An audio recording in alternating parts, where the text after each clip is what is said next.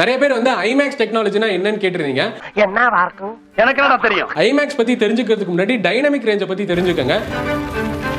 Dynamic range அப்படின்றது level between the loudest sound and quietest sound. ஒரு சண்டை காட்சி பாக்குறீங்க அப்படின்னு வச்சுக்கீங்களா, அதுக்கு ஒரு சவுண்ட் இருக்கும்.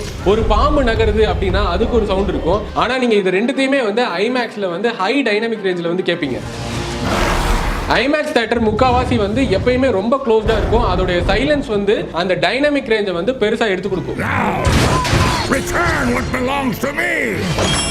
ஐமேக்ஸ் தியேட்டருடைய ஒரு சிங்கிள் ஆம்பிளிஃபையருடைய கரண்ட் எவ்வளவு தேவைப்படும்னா மினிமம் 1000 வோல்ட்ல இருந்து தேவைப்படும். ஐமேக்ஸ் ஸ்பீக்கர்ஸ் நிறைய வந்து ஹேண்ட்மேட் ஸ்பீக்கர்ஸ் தான். அதோடைய குவாலிட்டி பர்பஸ்க்காக அவங்களே கையால செய்றாங்க. இதுல வந்து ஒரு டெக்னாலஜி இருக்கு, PPS அப்படின்னு சொல்லுவாங்க, ப்ரொபோஷனல் பாயிண்ட் சோர்ஸ். இங்க தியேட்டரோட எந்த பக்கம் உட்கார்ந்தாலும் உங்களுக்கு ஆடியோ ரேஞ்ச் ஒரே மாதிரி தான் கேட்கும்.